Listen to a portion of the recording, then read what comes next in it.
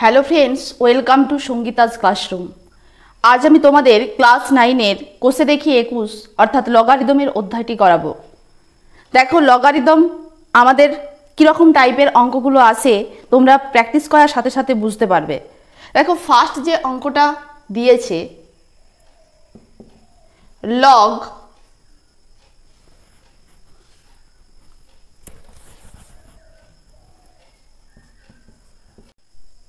দেখো ফার্স্ট যে অঙ্কটা দেওয়া আছে সেখানে কি বলছে, লগ 4 বেস 1/64।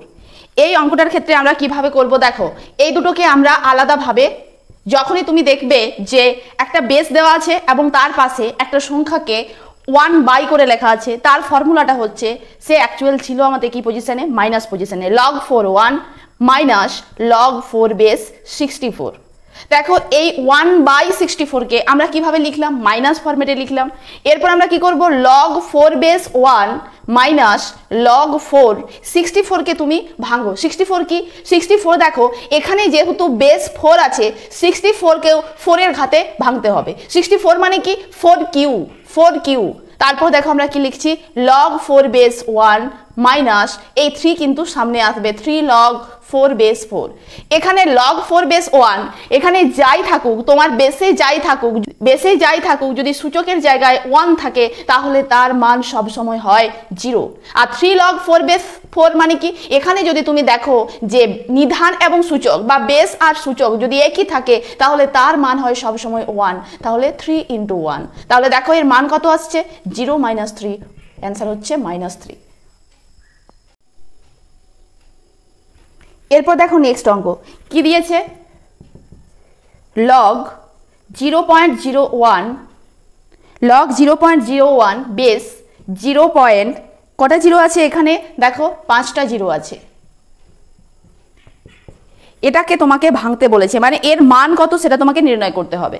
আমি তোমাদেরকে আগের অঙ্কটার ক্ষেত্রেই বললাম যে যেটাতে বেস থাকে সেই বেস অনুযায়ী ওকে ভাঙতে হবে। এখানে দেখো 0.01 আছে, কটা 0.01 নিয়ে তোমার এই মানটা হয় এটা তোমাকে হিসেব করতে হবে। দেখো log 0.01, এখানে দেখো 0.01 টু দি পাওয়ার আমাদের কত হবে, 3।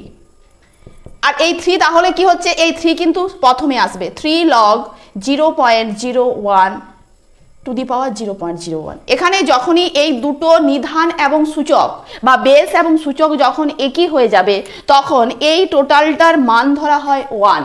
সেক্ষেত্রে কি হবে, 3 × 1 সমান কত, 3। এরপর নেক্সট অঙ্ক দেখো 3 নম্বরের যে অঙ্কটা রয়েছে, log √6 টু দি পাওয়ার 216। দেখো এখানেও সেম, তোমাকে √6 এর ঘাতের আকারে ভাঙতে হবে।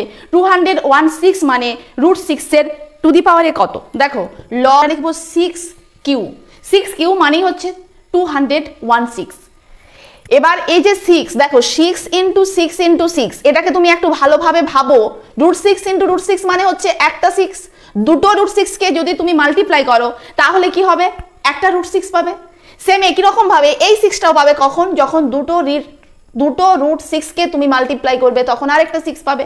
দেখো এখানে তাহলে এই 3টে 6 আসছে কিভাবে, দুটো করে √6 কে মাল্টিপ্লাই করার পর আমাদের কিন্তু 3টে 6 আসছে। তাহলে এখানে 3টে 6 মানে হচ্ছে 6টা √6। তাহলে আমরা কি লিখতে পারি, log √6, এখানে কি লিখবো, √6 টু দি পাওয়ার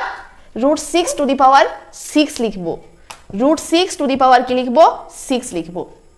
এরপর দেখো আমি একটু আগেই বললাম এখানে এই √6 এর যে সূচক আছে ও সামনে আসবে 6 log √6 টু দি পাওয়ার √6 মানে কত হচ্ছে, এখানে দেখো এই মানটা পুরোটাই কিন্তু 1, তাহলে অ্যান্সার আসছে কত, 6।